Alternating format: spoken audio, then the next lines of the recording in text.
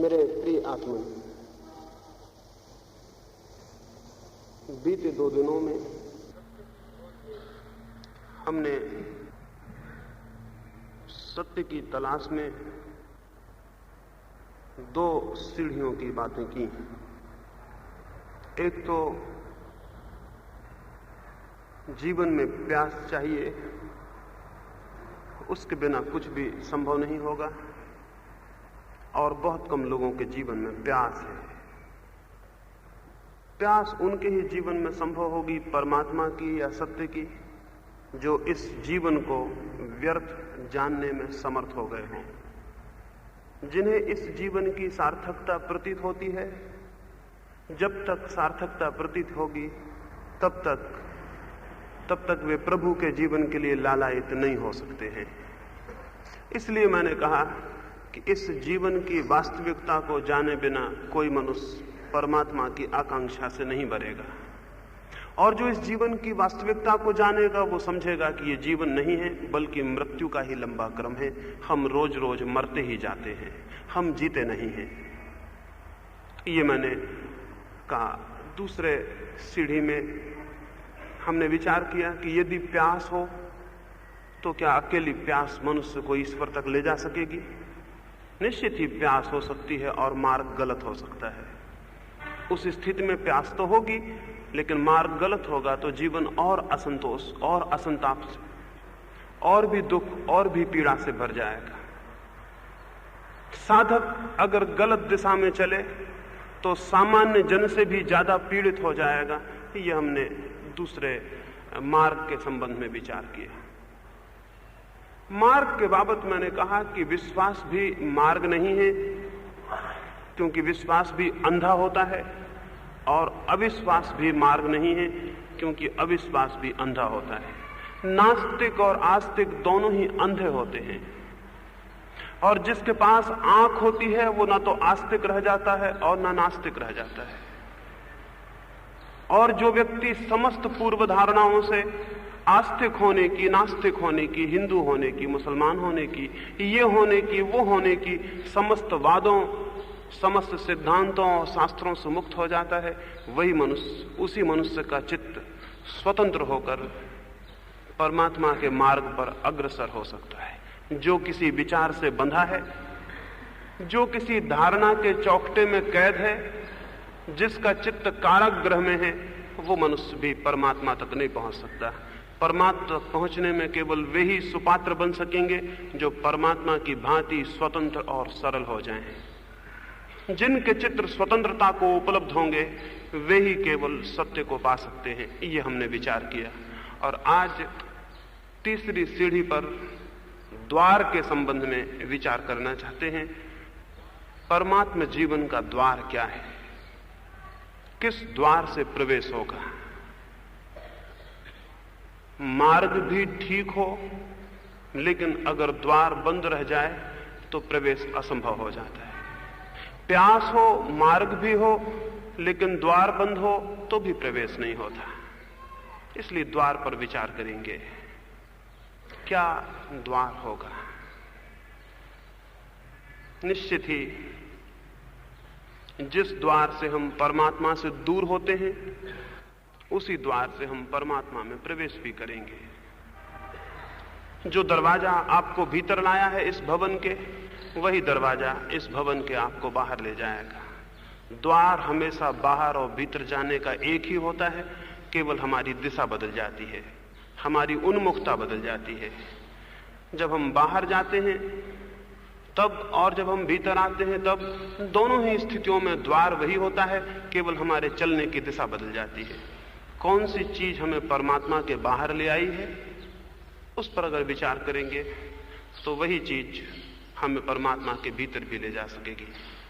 सुना होगा आपने, बहुत पुरानी बाइबल की कथा है।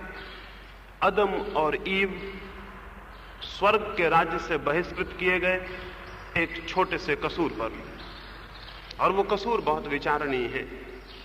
वे इस कसूर पर स्वर्ग के राज्य के बाहर किए गए कि उन्होंने ज्ञान के वृक्ष के फल को खा लिया। वो जो ट्री ऑफ नॉलेज थी, अदन के बगीचे में एक वृक्ष था जिसका नाम था ज्ञान का वृक्ष, और परमात्मा ने कहा कि तुम सारे वृक्षों के फल खाओ, लेकिन इस ज्ञान के वृक्ष का फल मत खाना। लेकिन उन्होंने उस ज्ञान के वृक्ष का फल खा लिया और वे उस स्वर्ग के राज्य से बाहर निकाल दिए गए। ये कहानी तो कहानी ही है, काल्पनिक ही है, लेकिन बहुत गहरे अर्थ उसमें हैं। मनुष्य का निष्कासन हुआ है परमात्मा से ज्ञान के फल के कारण, और अगर मनुष्य अपने ज्ञान को छोड़ने में समर्थ हो जाए तो वो परमात्मा में पुनः प्रवेश पा सकता है। ज्ञान आपको परमात्मा से दूर कर रहा है। आप सोचेंगे कि हम तो ये सोचते हैं कि ज्ञान हमें परमात्मा के निकट ले जाता है। मैं आपको कहूं, आप जिसे ज्ञान समझते हैं वही ज्ञान आपको परमात्मा से दूर करता है। अगर आप उस ज्ञान को छोड़ दें तो जो शेष रह जाएगा, या तो उसे डिवाइन इग्नोरेंस कहें, उसे दिव्य अज्ञान कहें, या फिर उसी को ज्ञान कहें, वो आपको परमात्मा से जोड़ देगा। हमारा मन हमें हमारी सत्ता से दूर ले जा रहा है। हम जितना विचार करते हैं उतना ही अपने से दूर चले जाते हैं, और हम सारे लोग विचार कर रहे हैं।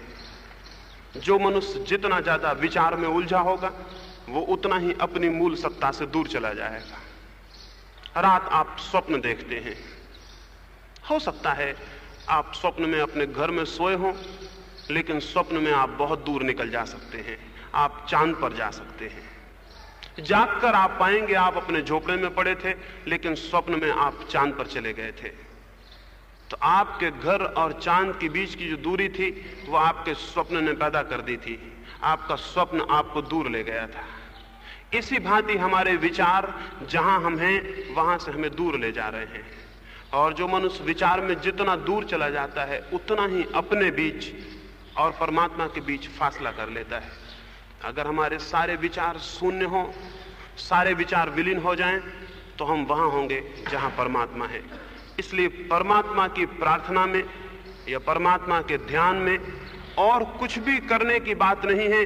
कोई मनुष्य अगर सारे विचार छोड़ने में समर्थ हो जाए तो वो प्रभु में प्रवेश पा जाएगा। विचार के द्वार से हम परमात्मा से बाहर हुए हैं, विचार के द्वार से ही वापस लौटकर हम परमात्मा में प्रविष्ट हो सकते हैं। मैंने सुना है, एक कहानी मैंने सुनी है। एक आदमी को यह ख्याल हुआ कि मैं दुनिया का अंत खोजने जाऊं। उसने सोचा कहीं ना कहीं दुनिया का अंत जरूर आता होगा, कहीं ना कहीं दुनिया जरूर समाप्त होती होगी। वो आदमी खोजने गया। उसने बहुत वर्षों यात्रा की। उसके मित्रों ने, उसके परिजनों ने उसे रोका था, इस यात्रा पर मत जाओ, पता नहीं दुनिया कहीं समाप्त होती हो या ना होती हो। लेकिन उस आदमी ने कहा जब दुनिया है तो कहीं जरूर शुरू होती होगी और कहीं जरूर समाप्त होती होगी। वो इस जिद पर, इस तर्क पर दुनिया के अंत की खोज में चला गया। उसने बहुत यात्राएं की। वो युवा निकला था और बूढ़ा हो गया। थक गए उसके पैर, उसका मन भी घबराने लगा कि पता नहीं दुनिया का अंत आएगा या पहले मेरा अंत आ जाएगा। लेकिन अंततः बहुत थका हुआ, बहुत यात्रा करने के बाद वो एक जगह पहुंचा जहां एक तख्ती पर लिखा हुआ था हियर एंड्स द वर्ल्ड। वहां लिखा हुआ था यहां दुनिया समाप्त हो जाती। वहां तो कोई भी नहीं था, वहां तो गहरा सन्नाटा था, सिर्फ एक छोटा सा मंदिर था और वो तख्ती लगी हुई थी। वो तख्ती से आगे बढ़ा और थोड़ी दूर जाकर उसने पाया कि दुनिया वहां समाप्त हो गई है, वहां सीमा रेखा आ गई है। और उस तरफ तो क्योस है, उस तरफ तो कुछ भी नहीं है, अराजकता है। वहां तो निराकार, अंधकार, शून्य फैला हुआ है। उसने झांक के देखा, उसके प्राण कब गए। अगर आपने किसी पहाड़ से झांक के देखा हो तो प्राण कब जाते हैं। उसने तो वहां से खड़े होकर देखा जहां दुनिया समाप्त हो जाती थी। वहां अनंत खड्ड था और नीचे कोई तल नहीं था। वहां ऊपर भी अनंत था और वहां भी कोई तल नहीं था। वहां आगे भी शून्य था और कोई तल नहीं था। उसने झांक कर देखा, उसके प्राण कब गए। वो वापस भागा हुआ आया, वो मंदिर के द्वार पर जाके गिर पड़ा। पुजारी ने उसे उठाया और उस पुजारी ने पूछा कि क्या हुआ। उसने कहा मैं दुनिया के अंत पर पहुंच गया था, मेरे प्राण कब रहे, मैं बहुत घबरा गया। उस पुजारी ने कहा अगर तुम उस जगह जहां सब समाप्त हो जाता था कूद जाते तो तुम्हें वो मिल जाता जहां सब शुरू होता है। अगर तुम उस अनंत गड्ढे में कूद जाते जहां दुनिया समाप्त हो जाती है, तो तुम्हें परमात्मा मिल जाता। जहां दुनिया समाप्त होती है वहीं परमात्मा का प्रारंभ है। जहां हमारे विचार की दुनिया टूटती है, समाप्त होती है, वहीं हम परमात्मा के जीवन में प्रवेश कर जाते हैं। जो आदमी विचार में है वो आदमी दुनिया में है, और जो आदमी विचार के बाहर है वो दुनिया के बाहर है। इसलिए कोई ये ना सोचे कि एक आदमी घर छोड़ के भाग जाए तो वो सन्यासी हो गया है। घर छोड़ के भागने से कोई सन्यासी नहीं होता, लेकिन अगर कोई विचार को छोड़ दे तो जरूर सन्यासी हो जाता है। विचार को ही मैं घर कहता हूं, विचार को ही मैं गृहस्थी कहता हूं, विचार को ही मैं संसार कहता हूं। जो विचार से मुक्त हो जाता है वो सन्यास में प्रविष्ट हो जाता है, और जो विचार को छोड़ने में समर्थ हो जाता है उसका घर छूट जाता है। फिर वो कहीं भी हो उसका कोई घर नहीं है। ये दीवारें जो आपको दिखाई पड़ती हैं मिट्टी और पत्थर की, ये आपका घर नहीं है। ये दीवारें किसी को क्या रोकेंगी? आपके घर हैं आपके विचार, और विचारों की दीवारें वे आपको रोके हुए हैं।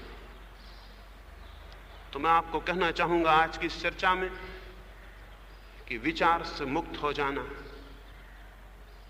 द्वार है। और फिर विचार हमारे बहुत हैं, जन्म जन्मों से, परंपराओं से, सदियों सदियों से विचार का पोषण हुआ है। हमने विचार सीखे, हमने विचार इकट्ठे किए।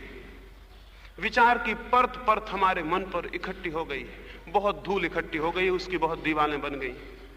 अगर हम अपने भीतर जाएंगे तो सिवाय विचार के हमको कुछ भी नहीं मिलेगा। यह आपने सुना होगा, लोग कहते हैं, पुराने ग्रंथ कहते हैं, पुराने ऋषि कहते हैं, अपने भीतर जाओ तो वहां आत्मा के दर्शन होंगे। कभी आप अपने भीतर गए? अगर आप अपने भीतर जाएंगे तो वहां विचारों के दर्शन होंगे, आत्मा का कोई दर्शन नहीं होगा। जब भी आप भीतर जाएंगे आपको विचारों के दर्शन होंगे। आत्मा का कोई दर्शन आपको नहीं हो सकता। ये विचारों की ही परतें इतनी ज्यादा हैं, ये विचारों की लहरें ही इतनी ज्यादा हैं कि जब तक इनको प्रवेश करके भीतर न जाएं तब तक आत्मा का दर्शन नहीं हो सकता। आप करीब करीब थोड़ा बहुत घूम के वापस लौट आएंगे, विचारों को अनुभव करके वापस लौट आएंगे। जैसे समुद्र पर बहुत लहरें हों, बहुत तूफान आया हो, और कोई आदमी जाए और उन लहरों को ही समुद्र मान के वापस लौट आए, वैसी ही गलती आपकी हो जाएगी। समुद्र लहरों में नहीं है, यद्यपि लहरें जरूर समुद्र में होती हैं।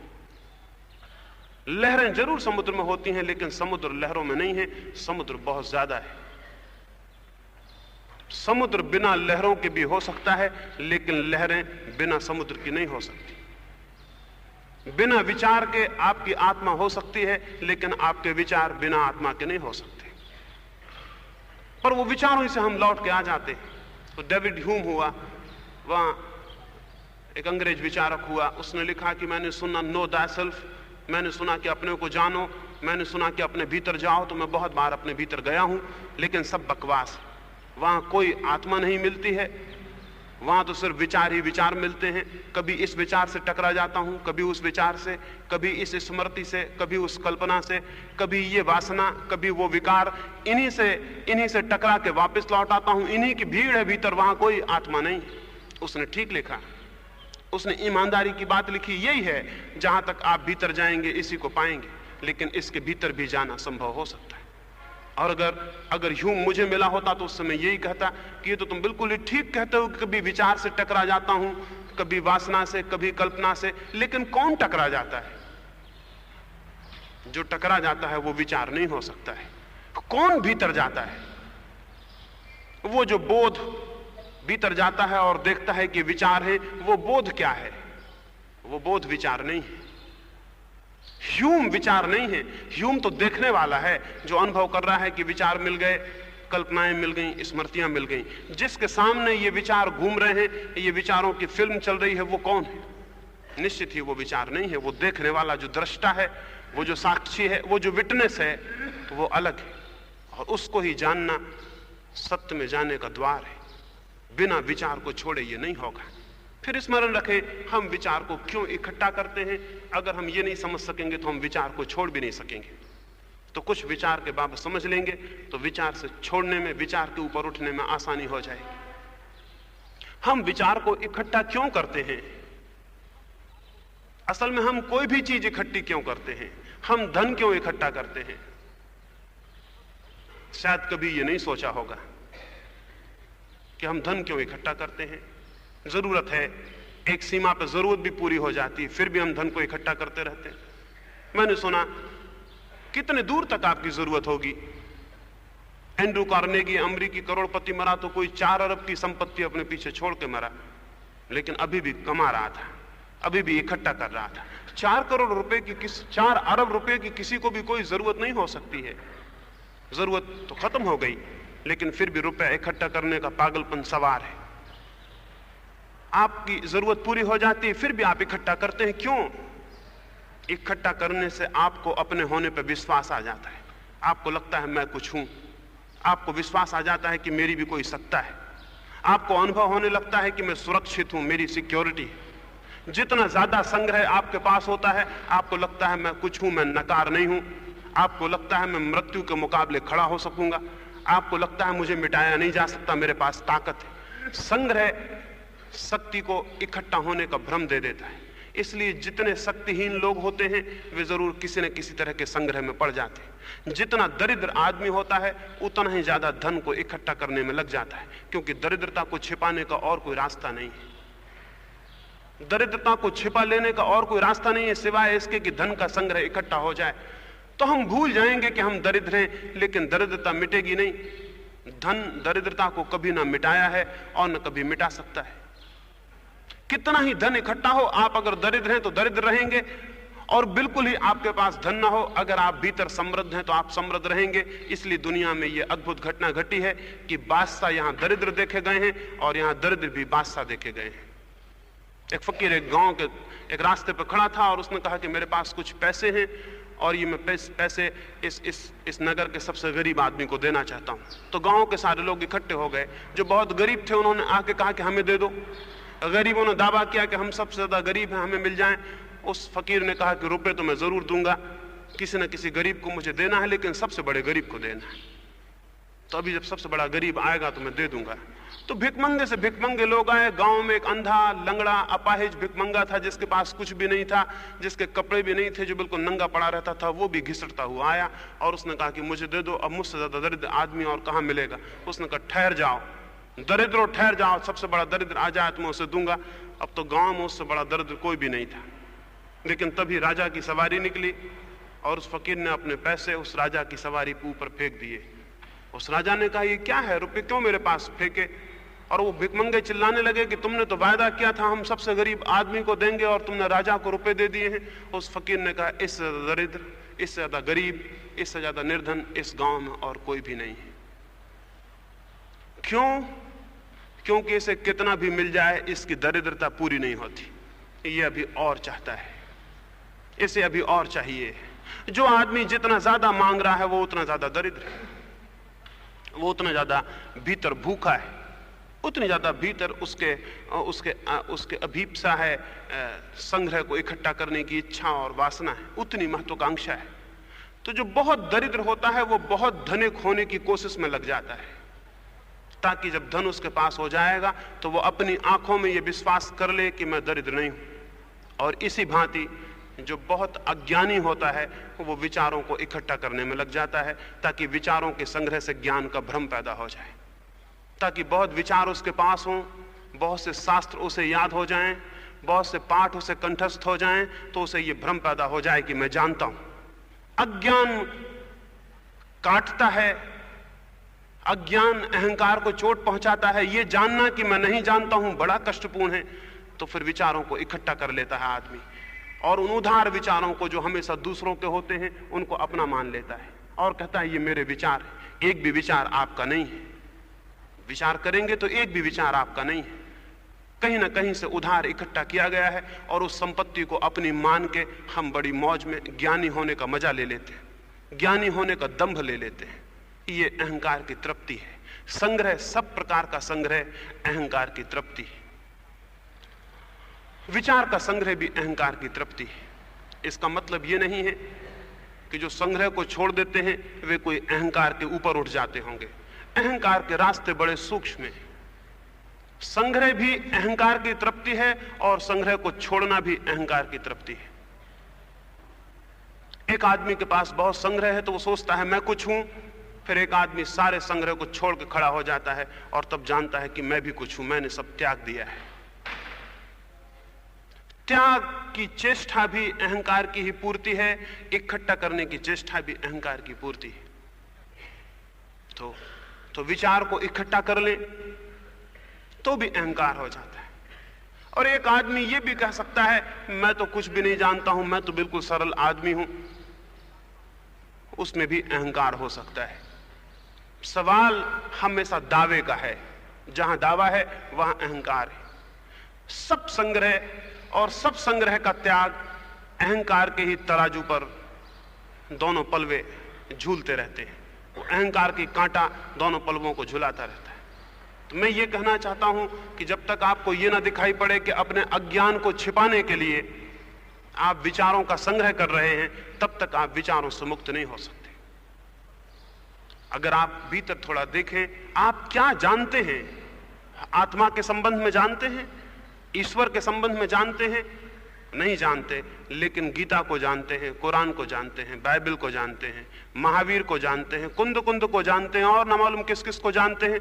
इनको जानने के कारण आपको यह भ्रम होता है कि मैं जानता हूं। जानते वो होंगे और आप भ्रम में पड़ जाते हैं कि मैं जानता हूं। विचार की प्रतिध्वनियां सदियों तक सुनी जाती हैं। महावीर 2500 वर्ष पहले बोले होंगे, जरथुस्त्र बोला होगा, मोसेस बोले होंगे, हजारों वर्ष होते, लेकिन उनकी प्रतिध्वनियां अब तक हमारे मनों में गूंज रही हैं और ज्ञान की प्रतिध्वनियों को हम ज्ञान समझ लेते हैं।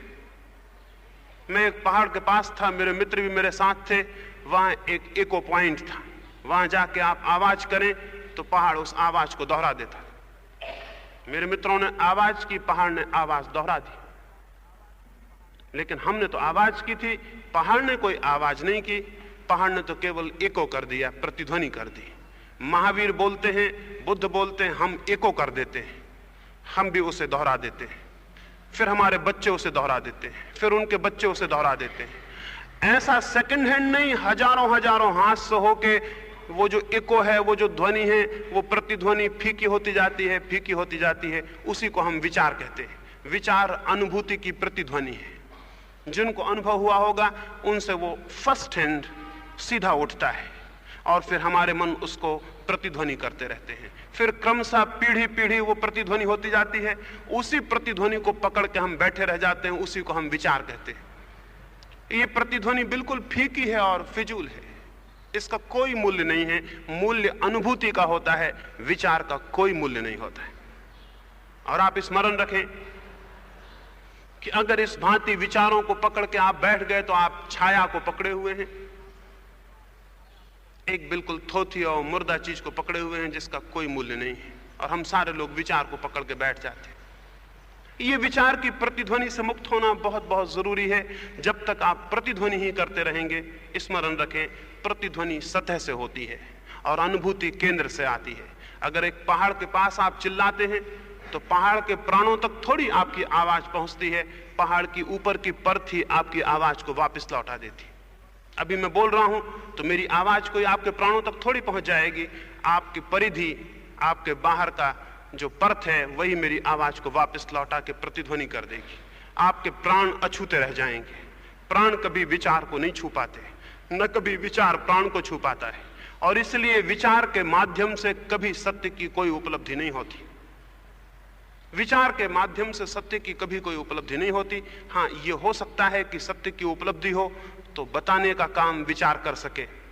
विचार अभिव्यक्ति का माध्यम हो सकता है, मीडियम ऑफ एक्सप्रेशन हो सकता है, लेकिन उपलब्धि का मार्ग नहीं है। विचार बताने का मार्ग हो सकता है, लेकिन पाने का मार्ग नहीं है।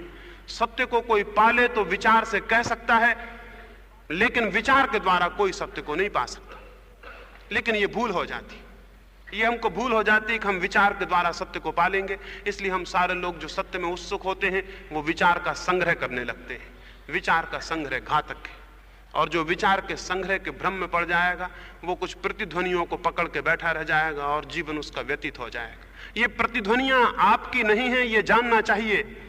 ये प्रतिध्वनियां कितने ही बड़े लोगों की हों, इनका कोई मूल्य नहीं है। ये प्रतिध्वनियां ही हैं, और आप जब तक प्रतिध्वनि करते रहेंगे तब तक आप एक यंत्र की भांति हैं आपका अपना कोई जीवन नहीं है। और ये कितना अपमानजनक है कि मैं प्रतिध्वनि करता रहूं, दूसरे लोगों को इको करता रहूं, दूसरे लोग बोले और मैं उनको दोहराता रहूं, मैं रिपीट करता रहूं। ये कितना अपमानजनक है। एकाध अनुभूति तो मेरे भीतर से आनी चाहिए जिससे मैं कह सकूं ये मेरी है और मैं इसे किसी से दोहरा नहीं रहा हूं।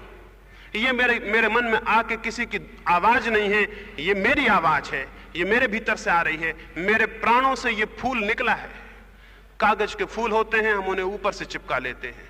असली फूल होते हैं, वे भीतर से आते हैं, उनकी जड़ें होती हैं। ये आपके जो विचार हैं सब कागज के फूलों की भांति हैं, ये ऊपर से आपने चिपका लिए हैं। न इनसे सुगंध आ सकती है, न इनमें प्राण है। लेकिन इन फूलों को अगर फूल मान लिया तो जीवन व्यर्थ हो जाएगा। और असली फूल जो आपके भीतर से आ सकते थे, जिनके बीज आपके भीतर थे उतने ही जितने कि महावीर, बुद्ध, कृष्ण और क्राइस्ट के भीतर हैं, वही प्राण आपके भीतर भी बैठा है, वही परमात्मा आपकी गहराई में भी मौजूद है जो उन्हीं फूलों को पैदा कर सकता है। उन्हीं फूलों को, उन्हीं ध्वनियों को, उन्हीं सीधे अनुभवों को आपके भीतर भी जन्माया जा सकता है। लेकिन आप कागज के फूल लगा के चुप बैठ जाएंगे तो वे बीज पड़े रह जाएंगे और कभी फूल नहीं बन सकेंगे। इन कागज के फूलों को हटा देना जरूरी है ताकि आपका मन मुक्त हो जाए, खुल जाए और आप अपने बीजों पर मेहनत कर सकें। जो दूसरों के विचारों पर विश्वास कर लेता है वो अपनी अनुभूति को जगाने का ख्याल ही भूल जाता है। इसलिए मैंने कहा कि विचार मार्ग नहीं है। स्वभावतः ख्याल उठेगा तब क्या अविचार मार्ग है? क्या जड़ अज्ञानी जिसके भीतर कोई विचार नहीं उठते उसने सत्य को पा लिया है? क्या एक आदमी मूर्छा में पड़ा हो, मार्फिया में पड़ा हो, तो उसने सत्य को पा लिया है क्योंकि उसके भीतर कोई विचार नहीं उठ रहे? स्वाभाविकता ये मुझसे जगह जगह पूछा जाता है कि आप कहते हैं विचार से सत्य नहीं मिल सकता, तो क्या अविचार से सत्य मिलेगा? जो जड़ बुद्धि है उसको सत्य मिल गया है? या एक आदमी बेहोश पड़ा हुआ है उसको सत्य मिल गया है? या एक आदमी मूर्छित हो गया है, नशा कर लिया, उसको सत्य मिल गया है? निश्चित ही जब मैं कहता हूं विचार मार्ग नहीं है तो मेरा मतलब यह नहीं है कि अविचार मार्ग है। अविचार भी मार्ग नहीं है। लेकिन विचार मार्ग नहीं है इसके कारण बहुत से इस बात के प्रचार के कारण कि विचार मार्ग नहीं है, अगर ये प्रचारित हो जाए, अगर ये ख्याल में आ जाए तो हम सोचते हैं अविचार को साध लें तो फिर सत्य मिल जाएगा। अविचार के साधने से भी सत्य नहीं मिलता है। अविचार के साधने के अनेक अनेक प्रयोग सारी दुनिया में प्रचलित हुए हैं। जितने प्रकार के कंसंट्रेशन हैं, जितने प्रकार की एकाग्रताएं हैं, सब अविचार का मार्ग है। अगर कोई मनुष्य अपने मन को किसी एक चीज पर बहुत गहराई से जबरदस्ती जमा ले, थोड़ी देर में उसके विचार खो जाएंगे। लेकिन विचार ही नहीं खोएंगे, थोड़ी देर में उसका होश भी खो जाएगा, वो मूर्छित हो जाएगा। जितने कंसंट्रेशन के प्रकार हैं, अगर एक आदमी सूरज की तरफ आंखें खोल के खड़ा हो जाए और सूर्य को देखता रहे, अपलक देखता रहे, टकटकी लगा के देखता रहे, थोड़ी देर में मूर्छित होकर गिर जाएगा। एक आदमी अगर दिए के पास बैठ जाए और उसकी लौ को बिना आंख को झपाए 5 मिनट तक देखता रहे, वो अपने आप वहीं सो जाएगा। एक आदमी बैठा हुआ घंटे भर तक राम राम राम राम करता रहे, बिल्कुल दूसरे विचार को भीतर न घुसने दे, राम की ध्वनि को दोहराता रहे, जप करता रहे, जिसे जप कहते हैं, घंटे भर में मूर्छित हो जाएगा। इसलिए मूर्छित हो जाएगा कि कोई भी एक चीज अगर चित्त को पकड़ ले तो चित्त उससे बोर हो जाता है, बोर्डम पैदा हो जाती है, घबराहट, बेचैनी, परेशानी पैदा हो जाती है। उस परेशानी में एक ही रास्ता रह जाता है कि चित्त सो जाए। आप बच्चों को सुलाते हैं, एक गीत की कड़ी को दोहरा देते हैं, उसी कड़ी को बार बार दोहराते हैं, बच्चा थोड़ी देर में सो जाता है। आप सोचते होंगे कि आपके संगीत के कारण सो रहा है। एक ही कड़ी को बार बार सुनने से उसके भीतर बोर्डम पैदा होती है, उसका चित्त घबरा जाता, ऊब जाता है। ऊबने की वजह से नींद आ जाती। किसी भी चीज से ऊब जाए तो नींद आ जाएगी। सभाओं में आपने देखा होगा अनेक अनेक लोग सो रहे हैं, बोलने वाले समझते हैं कि सोने वालों की गलती है, केवल बोलने वाला इस भांति बोल रहा है कि लोग ऊब गए हैं और नींद आ गई है। सुनने वालों की कोई गलती नहीं होती। वो बोलने वाला इस भांति बोल रहा है कि लोग ऊब गए हैं, ऊब की वजह से नींद आ गई। अगर चित्त ऊब जाए तो चित्त सोना चाहता है। अगर चित्त सजग रहना चाहे तो उसके लिए ऊब नहीं होनी चाहिए। किसी भी भांति चित्त को उबा दें, घबरा दें, परेशान कर दें तो वो सो जाएगा। ये तरकीब दुनिया में मिल गई तो लोगों ने न मालूम कितने प्रकार के जप निकाल लिए, कितने तरह की मालाएं निकाल ली। अब एक ही माला की गुरियों को आप सरकाते रहें, वही गुरिया बार बार सरकेगा, अगर चित्त उसी में लगा रहा, थोड़ी देर में चित्त सो जाए, और चित्त को सुला देने से विचार तो बंद हो जाएंगे लेकिन विवेक नहीं जागेगा। विचार का बंद हो जाना ही काफी नहीं है, विवेक भी जागना चाहिए। कागज के फूल ही हट जाना काफी नहीं है, असली फूल में भी अंकुर आने चाहिए। नहीं तो कागज के फूल हटा देने से कुछ भी नहीं होगा। फिर तो बेहतर है कागज के फूल ही लगे रहें, कम से कम कोई रौनक तो होती है, कम से कम कुछ तो सुंदर मालूम होते हैं। कागज के फूल भी हट जाएं, असली फूल भी ना आए तो बड़ी गड़बड़ हो जाएगी। अविचार साधने के बहुत उपाय सारी दुनिया में चले। आपको पता होगा साधु सन्यासियों ने वेद के समय से लेकर सोमरस से लेकर गांजे तक सबका उपयोग किया है, सिर्फ इसीलिए कि किसी भांति विचार बंद हो जाएं। अभी अमेरिका में और नए नए सोमरस के प्रयोग हैं, लीसर्जिक एसिड है, मेस्कलीन है, उनके इंजेक्शन हैं। मेस्कलीन का इंजेक्शन ले लें, 6 घंटे तक चित्त बिल्कुल सो जाता है, परिपूर्ण शांति हो जाती है, विचार बंद हो जाते हैं। 6 घंटे के बाद उठ के आप कहेंगे बड़ा आनंद था, क्योंकि न कोई विचार थे, न कोई चिंता थी, न कोई पीड़ा थी। सारे दुनिया में साधुओं का बहुत सा हिस्सा अफीम और गांजे का उपयोग इसीलिए करता रहा है कि विचार को बंद करने में ये उपयोगी है। और अफीम और गांजा जो करते हैं वही कंसंट्रेशन भी करता है। नाम का जप हो, दिए का ध्यान हो, सूरज की तरफ आंख लगाई हो, त्राटक किया हो, कुछ भी किया हो, ये सारी की सारी तरकीबें चित्त को सुला देने की, मूर्छित कर देने की हैं। मूर्छा से कोई सत्य तक नहीं पहुंचता है, अविचार से भी कोई सत्य तक नहीं पहुंचता है। हाँ, अविचार में एक बात हो सकती है, आप किन्हीं कल्पनाओं को देखने में समर्थ हो सकते हैं। राम के दर्शन हो सकते हैं, कृष्ण के दर्शन हो सकते हैं, काली के दर्शन हो सकते हैं, बुद्ध महावीर के दर्शन हो सकते हैं। जब चित्त बिल्कुल मूर्छित होता है तब अगर कोई कल्पना बहुत गहरी मन में बैठी हो तो वो रूप लेने लगती है और स्वप्न बन जाती है। लेकिन ये कोई सत्य का दर्शन नहीं है। सत्य के दर्शन के लिए विचार तो जाने चाहिए लेकिन विवेक जगना चाहिए। इसलिए अविचार भी कोई मार्ग नहीं है, मात्र अविचार कर लेना कोई मार्ग नहीं है। आप मूर्छित हो जाएंगे, बेहोश हो जाएंगे। बेहोशी से कुछ उपलब्धि नहीं है, जड़ता पैदा हो जाएगी। और इसलिए आपने देखा होगा जितने लोग इस तरह के जप, इस तरह की एकाग्रताएं या कंसंट्रेशन करने को उपयोग करते हैं, ये सब तरकीबें अपने को मूर्छित करने की हैं, दुनिया से अपने को भुला देने की हैं। दुनिया की परेशानी भूल जाएगी अगर हम मूर्छित हो गए। इसीलिए आदमी शराब पीता है, और शराब पीने में और मंदिर जाके प्रार्थना करने में बहुत फर्क नहीं है। बुनियाद में दोनों इंटॉक्सिकेंट हैं, क्योंकि दोनों में ही आप अपने को भूल जाते हैं, दुनिया को भूल जाते हैं। भूल गए तो सोचा कि सब ठीक है। वो शुतुरमुर्ग होता है रेगिस्तान में, उसका कोई दुश्मन उस पर हमला कर दे, वो अपने सिर को रेत में खपा के खड़ा हो जाता। दुश्मन दिखाई नहीं पड़ता, वो शुतुरमुर्ग समझता है दुश्मन नहीं है। जो नहीं दिखाई पड़ता वो खत्म हो गया। अगर दुनिया का बोध मिट जाए तो हम समझते हैं कि दुनिया खत्म हो गई। अगर हमें चिंताएं भूल जाएं तो हम समझते हैं चिंताएं नष्ट हो गई। लेकिन जैसे ही हम बाहर आएंगे उस नशे के, प्रार्थना के, भजन के, कीर्तन के, अब सारी दुनिया में यह है, लोग झांझ मंजीरा पीट कर नाच रहे हैं, कूद रहे हैं। नाचने कूदने से, मंजीरा बजाने से, चिल्लाने से, ढोल पीटने से, धुआं करने से बेहोशी आती।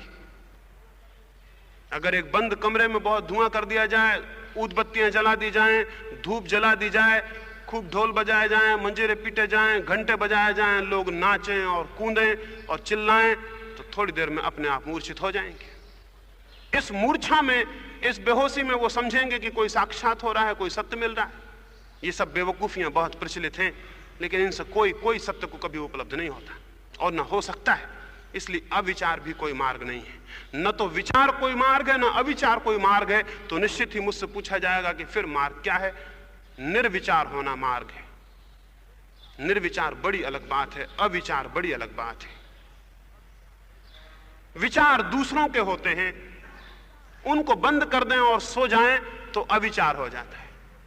विचार दूसरों के होते हैं, वो विलीन हो जाएं और आपका बोध परिपूर्ण सजग हो, मूर्छा ना हो, तो जो स्थिति होती है वो निर्विचार होती है। वो निर्विचार सजगता की स्थिति होती है, वो थॉटलेस अवेयरनेस की स्थिति होती है। विचार तो कोई नहीं होता, लेकिन आप जगे हुए होते हैं। चित्त पे कोई विचार नहीं होता, लेकिन आप परिपूर्ण होश में होते हैं, बेहोश नहीं होते। आप जान रहे होते हैं। एक मुसलमान फकीर और कवि हुआ हफीज का नाम शायद आपने सुना हो। शायद पर्शिया में उस कीमती काव्य और किसी व्यक्ति ने नहीं लिखा है। और शायद उससे गहरी अनुभूति जमीन पर बहुत थोड़े लोगों को हुई होगी। तो हफीज अपने गुरु के पास था, उसके पास ध्यान सीखने गया था, और बहुत से लोग उसके गुरु के आश्रम पर थे जो ध्यान सीख रहे थे। एक अंधेरी अमावस की रात उसके गुरु ने कहा कि आज मेरे सारे शिष्य इकट्ठे हो जाएं और वो ध्यान को बैठे। आधी रात गए, ध्यान शुरू हुआ।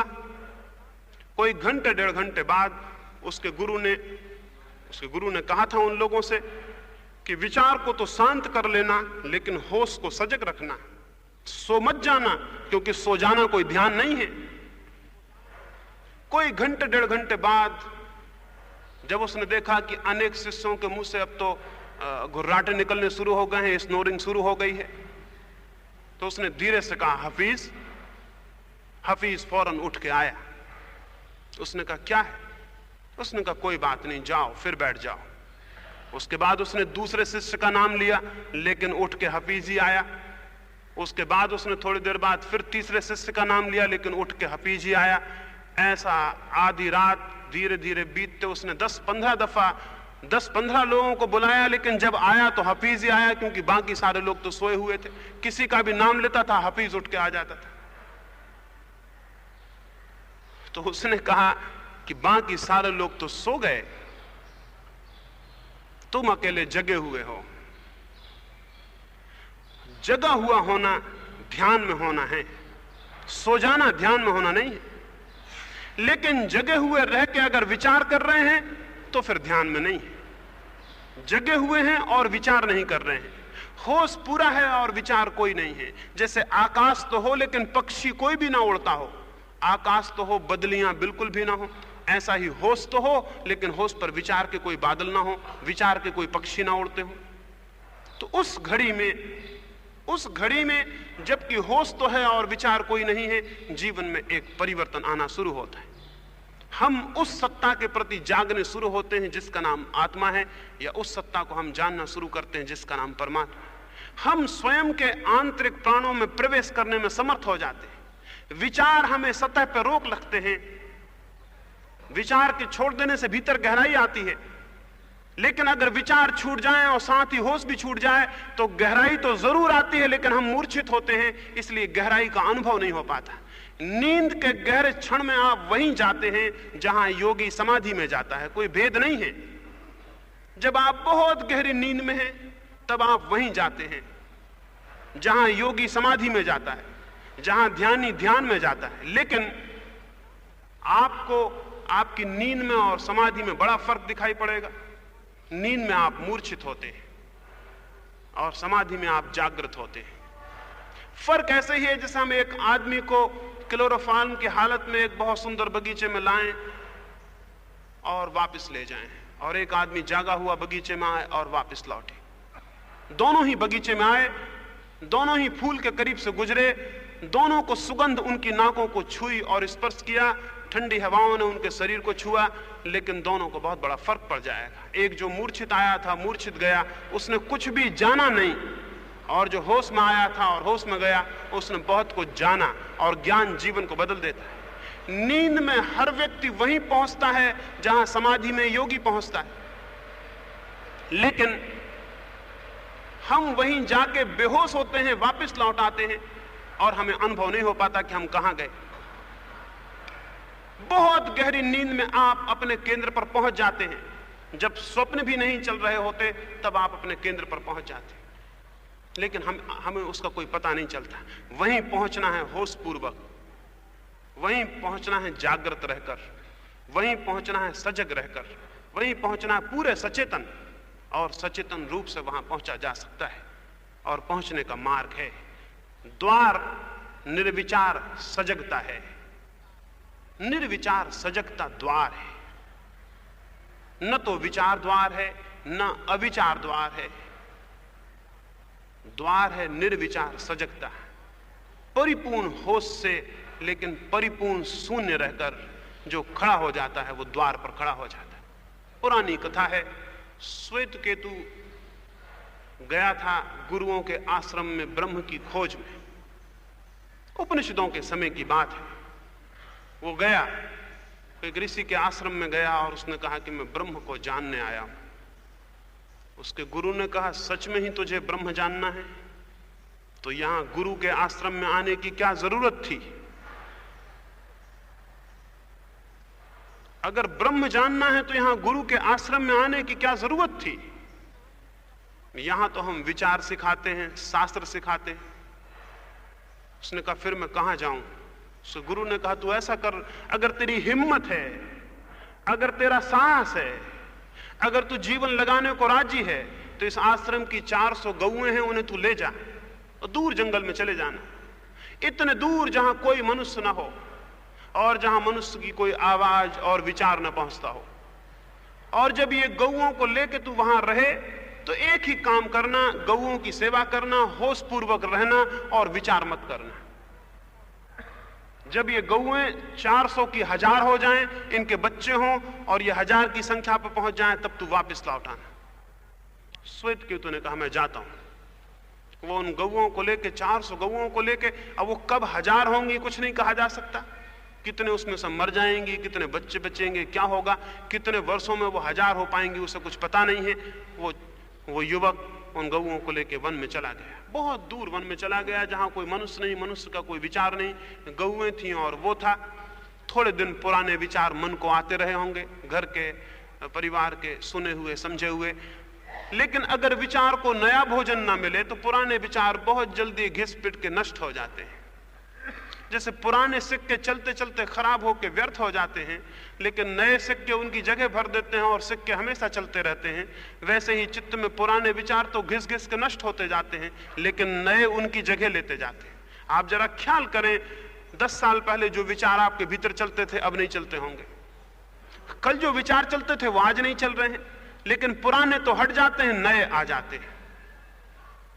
वो युवक वहां चला गया, उसने नए विचार का पोषण नहीं किया, चुपचाप था, काम ऐसा था उसमें बहुत विचार की जरूरत न थी, सेवा करता था गौओं की, चुपचाप पड़ा रहता था, तारे देखता था, सूरज देखता था, दरख्त देखता था, झरनों पर नहा लेता था, सो जाता था, गौओं की सेवा करता था, उन्हीं के बीच टिक के, उन पर ही सिर टेक के रात को विश्राम कर लेता। वर्ष आए, माह आए, दिन आए और गए, धीरे धीरे उसके विचार शांत हो गए, धीरे धीरे विचार तो क्रमशः गिर गए, विचार तो विलीन हो गए, लेकिन बोध पूरा था, काम करता था, सजग था, 24 घंटे जागा हुआ था, अपना होश रखता था। कितने वर्ष बीत गए कुछ पता नहीं, तब गौएं 1000 हो गई। कहानी बहुत मीठी है, कहानी है कि वो तो संख्या ही भूल गया, क्योंकि जो विचार भूल गया उसे संख्या कैसे याद रहेगी, वो संख्या भूल गया, तो उसे ख्याल ही नहीं रहा कि गौएं कब 1000 हो गई। तो कहानी कहती है कि उन गौओं ने इकट्ठे होकर कहा, श्वेतकेतु अब तो हम 1000 हो गए, अब हमें वापस ले चलो, गुरु आश्रम वापस लौट। तो वो गुरु आश्रम वापस लौटा। जब दूर ही गांव के बाहर वे 1000 गौएं आने लगी और उनकी काठ की घंटियां बजने लगी और धूल उठने लगी और वे 1000 गौओं का गांव में प्रवेश हुआ, सारे गांव में खबर फैल गई, श्वेतकेतु लौटता है, 1000 गौएं लौटती हैं, उनकी घंटियां बजती हैं, सारे आश्रम के लोग बाहर इकट्ठे हो गए। उस आश्रम के गुरु ने कहा, 1001 गौएं लौट रही हैं। उसके गुरु ने कहा, 1000 नहीं, 1001 गौएं लौट रही हैं। जो उनके बीच लौट रहा है श्वेतकेतु, अब वो मनुष्य कहां रहा, अब वो भी गौओं जैसा ही सरल और शांत हो गया। और सच में लोगों ने देखा 1001 गौएं लौट रही हैं, क्योंकि श्वेतकेतु मनुष्य जैसा नहीं लौट रहा, उनके बीच गौएं जैसे ही लौट रहा है, गौएं उसे धक्के दे रही हैं, वो उन्हीं के बीच चला आ रहा है उसी भीड़ में। और उसके गुरु ने अपने शिष्यों को कहा, देखते हो ब्रह्मज्ञानी कैसा होता है, वो ब्रह्म को पाके लौट रहा है। लेकिन उन शिष्यों ने कहा, इसको ब्रह्म किसने सिखाया होगा? तो उसके गुरु ने कहा, ब्रह्म क्या कभी सिखाया जाता है? जो सिखाया जा सकता है वो ब्रह्म नहीं हो सकता, जो सिखाया जा सकता है वो सत्य नहीं हो सकता। ये सीख के नहीं लौट रहा है, ये जान के लौट रहा है। सीखना दूसरों से होता है, जानना स्वयं होता है। इसने खुद अपने प्राण उघाड़े और जाना। उसके शिष्यों ने पूछा, ये किस लिए लौट रहा है अब? तो उन्होंने कहा, केवल शायद मुझे धन्यवाद देने आता होगा। वो आया, उसने गुरु के पैर छुए और धन्यवाद दिया। तो गुरु ने कहा, मुझे किस बात का धन्यवाद देते हो, क्योंकि जाना तो तुमने है। बहुत अद्भुत बात है। श्वेतकेतु ने कहा, तुमने मुझे ब्रह्म के बाबत कुछ ना बता के जो कृपा की उसका धन्यवाद देता हूं। तुमने मुझे ब्रह्म के संबंध में कुछ ना बताकर जो कृपा की उसका धन्यवाद देता हूं, क्योंकि अगर ब्रह्म के संबंध में जान लेता तो शायद ब्रह्म को जानना संभव नहीं हो पाता। मैंने सब जानना जब छूटा तब मैंने जो जाना वही ब्रह्म है। जो सब जानने से मुक्त हो जाता है तब जो जानता है वही सत्य है। श्वेतकेतु ने जागकर और शून्य होकर सत्य को जाना, और जब अब तक जगत में जिनने भी जाना है उन्होंने जागकर और शून्य होकर जाना है। भीतर परिपूर्ण सजग ज्योति जलती रहे विवेक की, और विचार का धुआं बिल्कुल ना हो। विचार का धुआं ना हो और विवेक की ज्योति हो तो जो जाना जाएगा वही सत्य है। उसे जानने को न तो विचार है और न अविचार है। इसलिए न तो विचार को संग्रह करना है जैसा पंडित करता है, और न विचार को मूर्छित करना है जैसा बहुत से तथाकथित साधु और सन्यासी करते हैं। विचार को जाने देना है और विवेक को आने देना है। विवेक हमारा स्वरूप है, विचार हम पर आक्रमण है बाहर का। विचार विजातीय है, फॉरेन है। विवेक हमारा स्वरूप है। विवेक जगना चाहिए और विचार जाना चाहिए। द्वार पर आप पहुंच जाएंगे। कैसे विवेक जगेगा उसकी हम कल चर्चा करेंगे, क्योंकि वही प्रवेश है। 4 हिस्सों में मैंने चर्चा को रखा: आकांक्षा, मार्ग, द्वार और प्रवेश।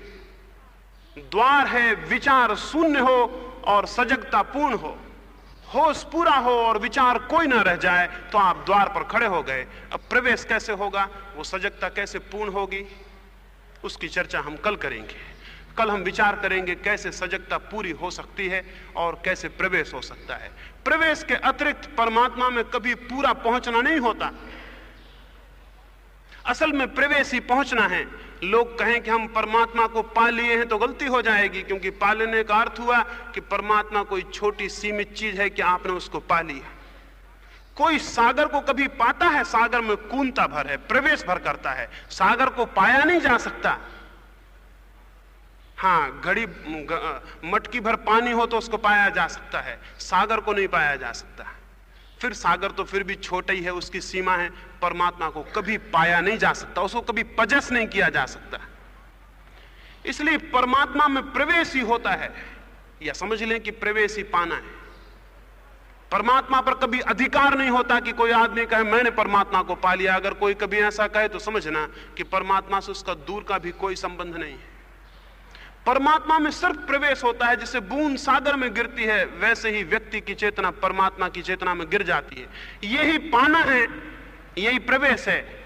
इसलिए मैं अंतिम चरण में प्रवेश की बात करूंगा, उपलब्धि की बात नहीं करूंगा। उपलब्धि का अर्थ बहुत छोटा होता है, चीजें पाई जा सकती हैं। परमात्मा में तो केवल प्रवेश होता है। कोई प्रेम को कभी नहीं पाता, प्रेम में प्रवेश करता है, और कितना ही प्रवेश करता जाए प्रेम के और नए नए दिशाएं खुलती चली जाती हैं। परमात्मा में कोई कितना ही प्रवेश करता जाए तब भी पाता है कि जो प्रवेश किया वो कम, जो शेष है वो बहुत ज्यादा है। इसी अर्थों में परमात्मा अनंत है। अनंत का अर्थ है कि उसमें प्रवेश ही प्रवेश है। उपलब्धि पूरी कभी नहीं है। उपलब्धि केवल उसी की पूरी होती है जिसकी कोई सीमा हो, जो कहीं समाप्त हो जाता हो। इसलिए परमात्मा कभी उपलब्ध नहीं होता है, परमात्मा में केवल प्रवेश होता है। उस प्रवेश की हम कल चर्चा करेंगे। आज मैंने जो कहा है निर्विचार सजगता, थॉटलेस अवेयरनेस या कंटेंटलेस कॉन्शसनेस, कोई कंटेंट ना हो, कोई विचार ना हो, मात्र चेतना रह जाए, ये द्वार है। वो चेतना कैसे रह जाए उसका हम कल विचार करेंगे। मेरी बातों को प्रेम से सुन रहे हैं, समझने की कोशिश कर रहे हैं। आशा करता हूं कि शायद कोई बात आपकी समझ का हिस्सा बन जाए, तो आप एक दूसरे व्यक्ति हो सकते हैं। मेरे धन्यवाद को स्वीकार करें। सबके भीतर बैठे परमात्मा को प्रणाम करता हूं। मेरा प्रणाम स्वीकार करें।